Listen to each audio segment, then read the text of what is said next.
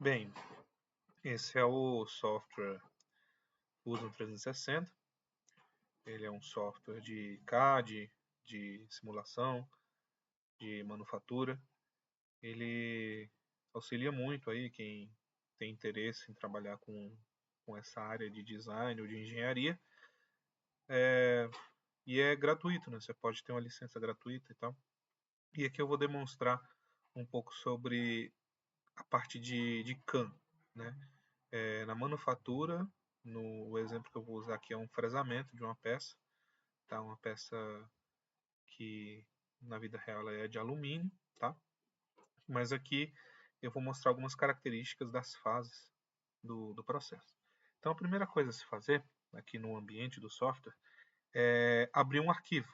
Então eu vou selecionar um arquivo aqui do meu computador, poderia ser um arquivo que eu desenhei aqui, mas eu tenho ele salvo já na minha área de trabalho. Então eu vou selecionar aqui abrir do meu computador e vou selecionar aqui o arquivo que eu quero usar. Esse aqui, peça amostra de usinagem completa.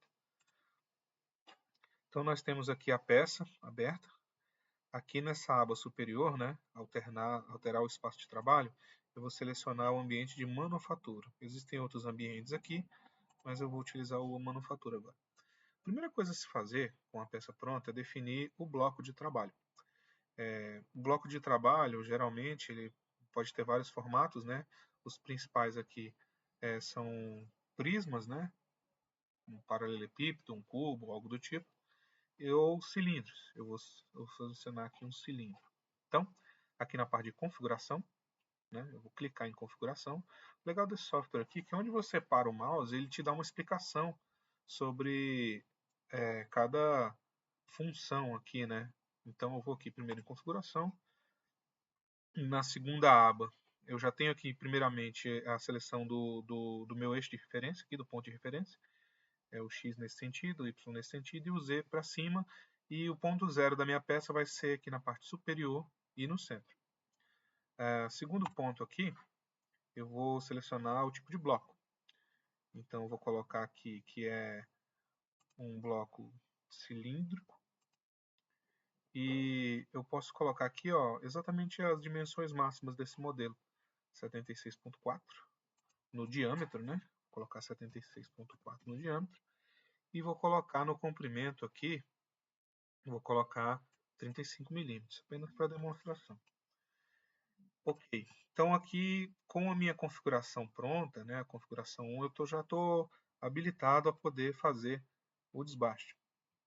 Então, vamos aqui, eu vou escolher essa função aqui, a limpeza de cavidade, que ela é a mais rápida, mais fácil para estar trabalhando aqui no software. Então, eu seleciono a operação. Na primeira aba aqui, eu tenho a opção de selecionar a ferramenta. Então, naturalmente, eu tenho que selecionar a ferramenta de usinagem.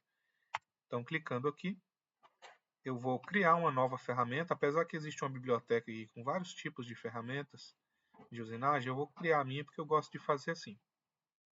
Então, primeiramente, eu vou selecionar uma fresa de topo plano.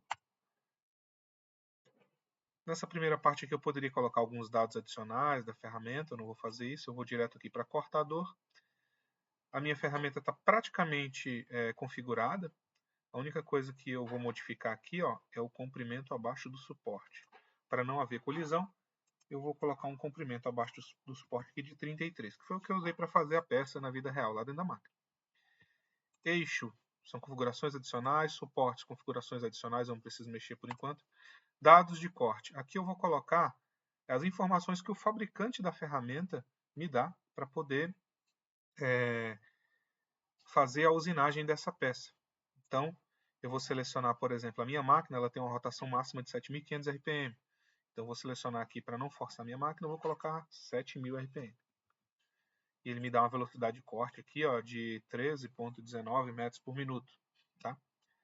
Melhor, 7.000. Vamos organizar aqui. Isso. Agora eu tenho 131,94 metros por minuto. É uma boa rotação para trabalhar com alumínio, com fresas de metal duro, próprias para alumínio. O avanço de corte, eu vou modificar aqui para os dados do fabricante para 850 milímetros por minuto. E o avanço por dente ficou 0,0 3,036 milímetros de avanço por dente. Aqui no avanço em rampa, eu vou colocar também a recomendação do fabricante, que é 550. Ok, faltou modificar um detalhe aqui no cortador, tá? Que é o número de navalhas, ou seja, a quantidade de dentes que a ferramenta tem. Quanto mais dentes ela tem, mais rápido ela pode trabalhar. No caso, a minha ferramenta tem 2 dentes, e eu vou manter assim. Vocês podem ver que até modificou aqui, ó, no avanço por dente da minha ferramenta, tá? Então, aqui já está ok, eu não preciso mexer praticamente mais nada aqui. Vou aceitar, selecionar essa ferramenta. Na segunda aba, não tem muito o que fazer, a minha ferramenta já está na orientação correta, a minha peça já está na orientação correta. Segundo passo, eu vou selecionar uma fronteira de usinagem ou as faces. No caso aqui eu vou deixar do jeito que está, porque ele já está pré-selecionado e não vai ter muitos problemas. Aqui são os planos de trabalho. Eu seleciono os limites que a minha ferramenta vai trabalhar, né? No caso aqui, eu quero que a minha ferramenta trabalhe dessa linha aqui da peça para cima. Então, em altura inferior, eu vou modificar aqui e vou alinhar ela com a linha da base da peça. Clicando aqui, ó, na casinha da bússola, né, eu volto para a vista isométrica da peça. Então, aqui, essa parte aqui é a bússola, né, clicando aqui nas faces, eu consigo movimentar a peça e ver ela de diversos ângulos, né? Ok, próximo passo, eu vou selecionar aqui algumas configurações com relação ao passo da ferramenta e a profundidade que ela vai trabalhar. O meu fabricante, ele diz que eu posso usar um passo de até o diâmetro da ferramenta, ou seja, 6 milímetros, e o passo vertical com 0,5 vezes o diâmetro da ferramenta, logo 0,6 aqui. A direção eu coloco bidirecional, tá? Em bloco a ser deixado eu vou colocar um sobremetal, né, que a gente chama de meio milímetro aqui, ou seja, é uma sobra de material para outra operação de acabamento remover. Então agora aqui nessa última aba, eu gosto de fazer algumas coisas, eu gosto de remover esses raios de aproximação aqui, tá? Para não dar colisão, pode acontecer. A rampa eu deixo aqui em helicoidal mesmo. Eu não mexo muito aqui não, só em casos especiais que eu modifico essa área. Então apertando OK, ele vai gerar para mim aqui uma rota, né? A gente vê várias linhas aqui, cada cor de linha é um tipo de movimentação que a ferramenta vai fazer. Indo aqui em simulação, eu consigo verificar o bloco. Eu vou diminuir um pouquinho a velocidade da simulação. E como a ferramenta vai remover o material dessa peça, né? Então, se eu acelerar um pouquinho aqui, claro, essa não é a velocidade que a ferramenta vai trabalhar lá na máquina. Talvez seja algo mais parecido com isso aqui, né? Ela vai ter essa velocidade aqui de trabalho.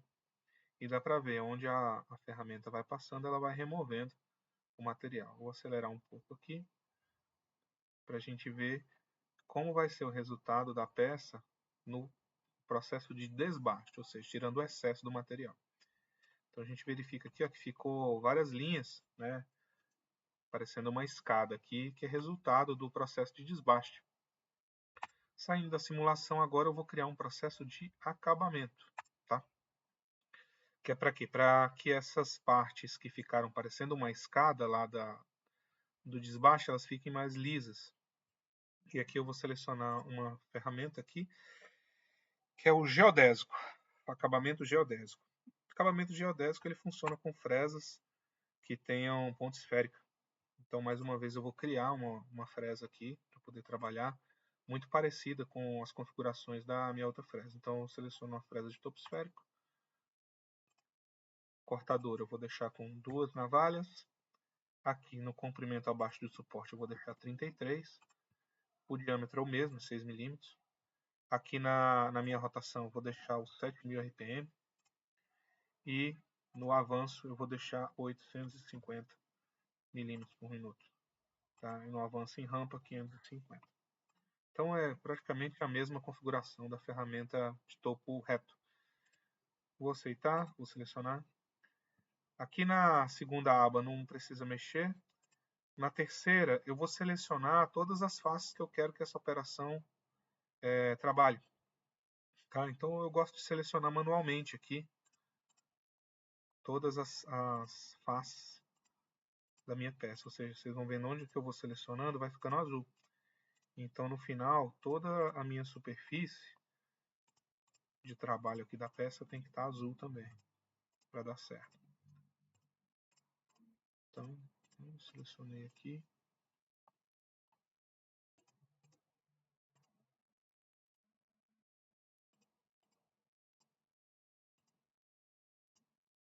Aqui acaba ficando um pouco transparente, acaba confundindo um pouco a visualização, porém a prática, a experiência aqui vai deixando um pouco mais simples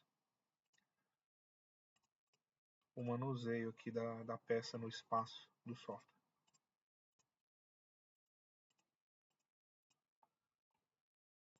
Estamos quase terminando. Legal, então toda a parte que foi desbastada, eu selecionei para o acabamento agora, está em azul. Seguindo aqui os planos de trabalho, eu não vou mexer no plano de trabalho aqui do acabamento geodésico.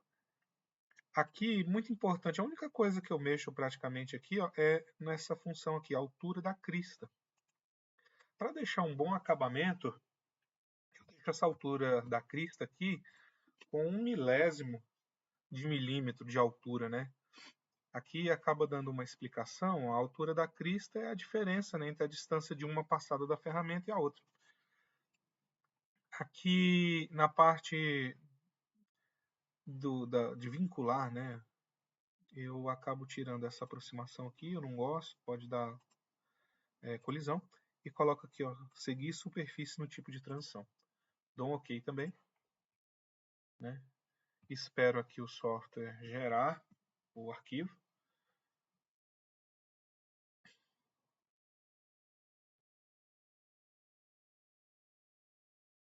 Está quase terminando. Pronto, gerou. A peça ficou toda azul aqui, mas na realidade, esse azul são as linhas por onde a ferramenta vai passar em cima da peça.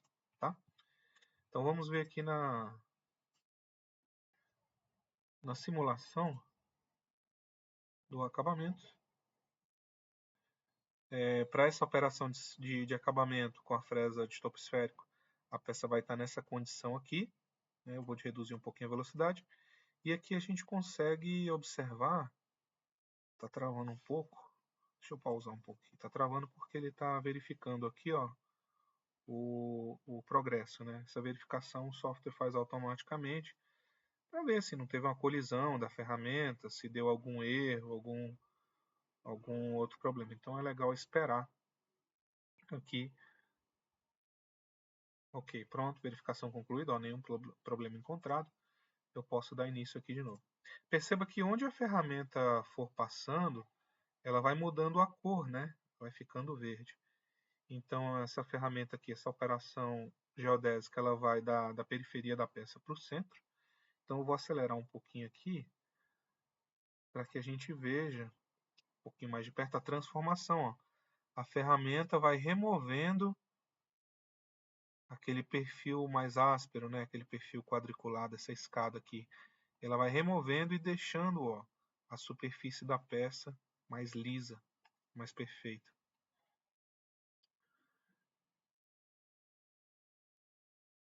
Vamos aguardar aqui para ver como é que vai ser o resultado final. Parece até que como se fosse uma tinta, né? Mas é porque a velocidade está alta. Se eu reduzir a velocidade para mais ou menos o que vai estar ali na realidade, que vai ser isso aqui, a gente consegue perceber todo o trabalho da ferramenta, né? Removendo o material extra. Então, vou acelerar um pouco.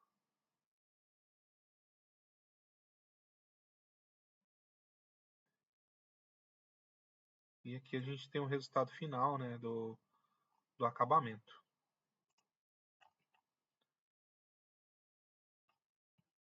Para finalizar o procedimento, a gente seleciona as operações, tanto o desbaste quanto o acabamento. E aqui, ó, programa NC, é a hora que esses vetores que estão aqui, essas linhas, elas vão ser transformadas em código G, na linguagem de máquina. Então, é importante a gente selecionar um pós-processador. Eu uso esse pós-processador aqui. E eu vou dar um nome para o meu arquivo, né? Eu vou colocar aqui, por exemplo, exemplo. Vou colocar aqui o nome do meu arquivo como exemplo. E aqui já tem algumas configurações feitas, né? Eu deixo desse jeito aqui. E pós-processador. Quando eu clico em pós-processador, ele vai gerar para mim um arquivo do tipo txt e eu faço algumas modificações aqui para ele dar certo na minha máquina. Então, tenho aqui o exemplo, é o arquivo de texto.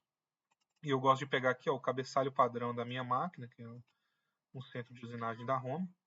Eu apago do G17 para cima, colo esse cabeçalho, seleciono a minha ferramenta, no caso aqui é T3, seleciono a rotação, 7000 RPM, né, eu gosto de modificar isso aqui também, para que a ferramenta não vá direto ao ponto de usinagem, ela vá um pouco mais controlada.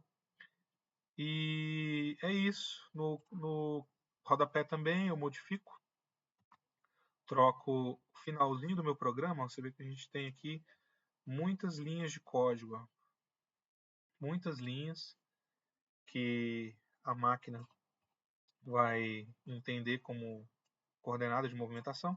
Eu vou colocar aqui no final a finalização do meu programa e aqui a gente consegue perceber, ó, são 116.366 linhas com 2.418.548 caracteres.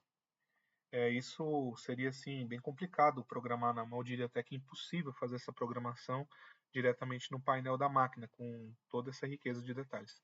Enquanto que aqui em menos de 15 minutos, se for sem explicação, né, pode ser até bem mais rápido a geração de um programa para fabricar essa peça.